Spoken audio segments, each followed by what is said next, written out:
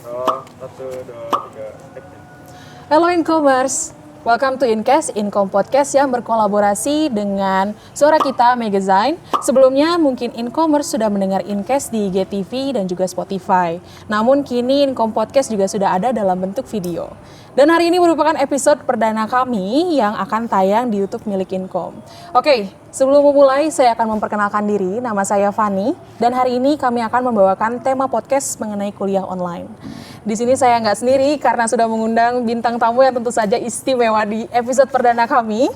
Siapa lagi kalau bukan Presiden Mahasiswa Universitas Jenderal Ahmad Yani Maulana Kusuma. Tapi sebelumnya biasanya dipanggil siapa? Kang atau kakak atau mas atau pres saja biar lebih deket? Apa aja enaknya. Aduh. Aku mah.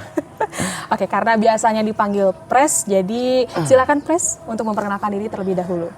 Ya, sebelumnya perkenalkan nama saya Maulana Kusuma, tapi akrab dipanggil Alan. Saya di sini dari jurusan psikologi angkatan 2017 dan di sini saya alhamdulillah diamanahi menjadi presiden mahasiswa BMKM Unjani Universitas Jenderal Ahmad Yani.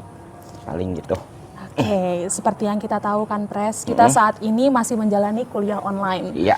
yang sudah berjalan selama setahun lebih. Sebelum kami mengangkat tema ini juga kami sudah menyebarkan kuesioner mengenai kepuasan mahasiswa terhadap kuliah online di masa pandemi ini. Dan banyak sekali mahasiswa yang berbicara, yang menjawab bahwa kuliah online merupakan cara yang tepat yang dilakukan di masa pandemi ini. Namun mahasiswa juga menjawab bahwa kuliah online itu tidak efektif. Mereka pula menjawab bahwa kuliah online itu memberatkan mereka. Lalu mereka juga mengalami kesulitan dalam belajar dan juga banyak pula mengatakan bahwa dosen tidak ideal saat mengajar kuliah online. Lalu Pres yang merupakan seorang mahasiswa juga nih, bagaimana tanggapan mengenai kuliah online? Apakah setuju dengan mayoritas mahasiswa yang sudah mengisi kuesioner atau tidak? Oke. Kalau dari saya selaku mahasiswa juga gitu ya. Kalau di kuesioner sendiri kan kita lihat ini di sini mahasiswa tanggapannya itu udah sepakat atau ya sepakat gitu dengan adanya perkuliahan online ini di masa pandemi. Tapi kalau menurut saya karena kita ini pandemi udah 1 tahun ya kurang lebih, sebenarnya kuliah online ini emang tepat gitu untuk 6 bulan pertama atau semester awal karena ya kita semua ada di fase panik mungkin baru pertama kali ada pandemi, kita bingung dan yang namanya pendidikan gak mungkin bisa diberhentikan gitu ya, kita tetap harus mengemban ilmu gitu dan online ini adalah cara yang tepat. Tapi semakin kesini sudah 7 bulan lebih atau kita berada di semester berikutnya, menurut saya harusnya kita udah punya metode baru gitu terkait perkuliahan ini. Nggak harus online seperti ini. Karena apa? Karena khususnya saya juga gitu pribadi di tingkat akhir, yang namanya praktikum online itu sangat tidak efektif. Itu ke satu. Yang namanya kuliah secara online itu ya terlalu banyak hambatannya, entah itu sinyal, entah itu Zoom meeting atau yang lainnya. Ada aja gitu errornya tuh.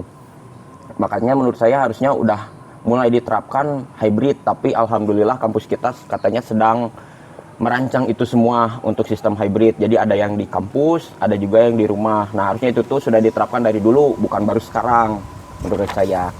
Jadi masa kampus kita perlu 1 tahun lamanya buat menyiapkan ini semua gitu.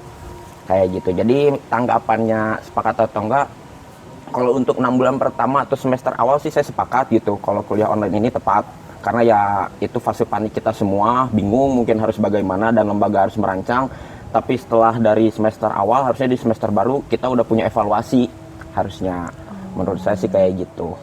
Lalu Pres sendiri mengalami kesulitan dalam mengikuti pelajaran secara online gitu nggak? Atau nggak ada kayak dosen yang tidak ideal saat mengajar kuliah online gitu? Pasti ada. Ya, pasti kita juga semua ngerasain gitu. Ada yang kayak cuman ngasih video YouTube, udah aja nggak tahu apa yang dibelajarin. Maksudnya kan ini tuh sangat disayangkan, apalagi mungkin untuk tingkat 3 ke atas ya, yang gimana kita tuh udah menjurus banget gitu mata kuliahnya yang nanti pasti dipakai untuk kita kerja. Mungkin kalau untuk tingkat 1 kayak semester 1, 2 itu kan masih umum dan kita bisa otodidak belajarnya.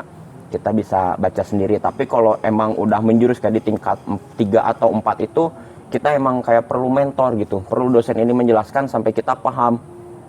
Karena takutnya nanti lulusan-lulusan di Unjani sendiri karena metode online yang nggak efektif ini, jadi nggak berkualitas dan nggak bermutu yang ditakutin tuh. Karena saya sendiri pun jadi kayak gitu, belajar otodidak saya kurang paham gitu kan, karena emang perlu ada yang ditanyain gitu.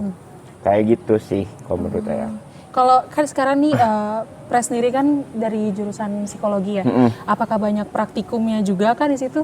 Dan praktikumnya dilaksanakan secara online juga atau sekarang sudah beralih ke offline? Kalau di psikologi sendiri praktikum online secara bimbingan doang. Tapi kalau secara prakteknya kita tetap offline itu, tapi karena pandemi kita ngambilnya di ruang lingkup keluarga atau orang-orang yang ada di sekitar kita aja. Jadi kan kalau di psikologi itu kayak kita mewawancarai orang, harusnya kan secara yang nggak kenal, biar nanti hasilnya tuh nggak bias gitu. Nah tapi sekarang karena pandemi jadi ada toleransi, boleh ke orang tua, adik atau yang kayak gitu. Kayak gitu sih kalau di kita. Mantap. Terus juga kan di sini kita berlanjut ke setelahnya, kami juga sebelumnya menanyakan mengenai apakah kuliah online memberatkan mahasiswa atau tidak, dan banyak yang menjawab bahwa kuliah online memberatkan mahasiswa. Di sini ada beberapa aspirasi dari mahasiswa Universitas Jenderal Ahmad Yani, yang itu yang salah satunya adalah berasal dari hubungan internasional, bahwa dosen lebih sering hadir dan pemaparan materi yang lebih jelas. Oh berarti ini dosennya benar. Ya. Jangan hanya makan uang mahasiswa saja. Pelayanan mahasiswa juga itu utama. Lalu ada yang dari informatika, susah dalam mendengarkan dosen karena gangguan jaringan yang tidak stabil. Susah mengerti dan materi yang disampaikan setengah-setengah, ada yang di Zoom dan juga ada yang di Google Class. Lalu ada lagi dosen sebatas ngasih PPT saja tapi tugasnya banyak banget. Ya. Setuju? Setuju, bagus itu dosen kayak gitu. Lalu ada mahasiswa dari jurusan manajemen. Ini panjang banget nih aspirasinya, tapi akan saya singkat. Bahwa yang pertama dan yang paling utama adalah perihal kuota internet. Lalu ada saran bahwa kepada Bapak Ibu dosen jangan terlalu sering pakai platform media yang menggunakan tampilan video karena akan menguras banyak kuota. Kalaupun harus, waktunya dibatasi. Iya. Lalu yang kedua ada kualitas perkuliahan. Dan karena rasanya jauh berbeda daripada yang online. Lalu yang ketiga memungkinkan kecurangan, kelalaian, dan segala bentuk ketidakjujuran serta kemalasan. Lalu ada lagi dari mahasiswi kedokteran. Untuk FK sangat disayangkan ya, biaya 20 juta per semester harus seolah hangus begitu saja. Transparansi dana emang ada, katanya harus dibelikan akun Zoom. Cuma saya capek harus mempersiapkan bahan praktikum sendiri. Pemberian tugas yang selalu dadakan emang hal wajar, tapi untuk praktikum seolah murah dan mudah. Tapi tugas membuat video hampir setiap hari sekaligus sangat menyita waktu belajar. Tidak ada jam untuk istirahat dan belajar secara tenang. Lalu ada dari jurusan psikologi, sekiranya kuliah bisa dilakukan secara offline. Dengan protokol kesehatan, maka baiknya dicoba untuk dilakukan. Jika sulit untuk offline, secara keseluruhan terdapat opsi mata kuliah praktikum sebaiknya dilakukan secara offline. Lalu ada dua lagi, ini aspirasi dari mahasiswa dari jurusan kedokteran juga. Mungkin dari saya untuk persoalan biaya karena kami tidak mendapat fasilitas apapun dari Unjani. Kami hanya menggunakan fasilitas pribadi, maka kami akan sangat menghargai apabila pihak Unjani bisa meringankan beban biaya kami, terutama perihal UKT dan pembiayaan ujian atau remedial atau wisuda online yang biayanya tidak masuk akal. Terima kasih banyak. Dan yang terakhir, dari jurusan hubungan internasional, akan lebih baik jika kuliah online, uang praktikum tidak terlalu dibebankan pada mahasiswa, terlebih jika praktikum diadakan secara online. Nah, di sini apakah Pres menerima banyak keluhan dari mahasiswa mengenai mahalnya UKT yang tidak ada potongan sama sekali? Sering nggak nih Pres dapat menerima banyak keluhan? Kayaknya hampir tiap hari kalau itu sampai ke bawah mimpi gitu ya. Kalau kita ngomongin UKT, karena saya sendiri aja ngeluh ke diri saya sendiri. Kenapa kita bayar kuliah mahal banget, tapi ya tadi itu kata saya metode pembelajaran kita nggak berkembang gitu selama 1 tahun ini tuh. Jadi apa nih uang kita tuh kemana gitu? Dan mahasiswa lain pun sama gitu mempertanyakan dan kadang membandingkan dengan kampus lain ketika yang lain dapat, kenapa kok kita enggak? Apalagi karena kuota nggak merata tadi juga itu betul banget tuh. Udah tugas harus banyak upload video, itu emang nguras kuota banget gitu ya. Kita nggak dapat kompensasi uang, nggak dapat subsidi kuota lagi kan, itu udah aduh astagfirullah gitu ya buat orang tersebut. Kasihan banget gitu lah. Lalu biasanya nih Pres, kalau misalkan keluhan ini, kalau nih seorang mahasiswa pengen berkeluh kesah, itu biasanya harus kemana dulu nih Pres? Kalau mahasiswa mau berkeluh kesah secara birokrasi bisa datang ke DPM. Ada di Komisi 3 itu nanti mereka menampung aspirasi. Nah, aspirasi mereka nanti akan diberikan ke BEM dan nanti BEM akan mengadvokasikannya ke lembaga kayak gitu. Oh, berarti itu harus ke DPM dulu ya? Iya. Oke. Betul. Terus lalu bagaimana nih langkah yang akan diambil oleh Pres dalam menanggapi keluhan mahasiswa ini? Nah, untuk menanggapinya atau langkah gerak dari BEM kayak gimana, kita itu kan sekarang lagi ada proses ya, konsolidasi buat nanti persiapan pertemuan dengan pihak lembaga rektorat. Nah, nanti di situ kita itu sebenarnya mau ngangkat tentang kompensasi biaya kuliah juga, pemotongan di situ tuh. Dari hasil survei yang BEM dapatkan juga sebenarnya. Nah, jadi di survei sendiri diperhitungkan itu ada 800 orang yang kayak terkendala ekonomi karena pandemi ini. Makanya kita mau mengadakan pertemuan rektor itu, dan sekarang kita lagi ada di proses konsolidasi bersama teman-teman Ormawa semua buat membicarakannya dan menyatu suarakan dulu benar nggak ini keluh kesah mahasiswa, dan nanti strategi apa yang akan kita lancarkan ke pihak lembaga kayak gitu ya. Semoga lembaga bisa mendengarkan suara kita gitu ya. Amin, amin, amin. Berarti sekarang sedang proses gitu ya? Iya. Wah, gitu.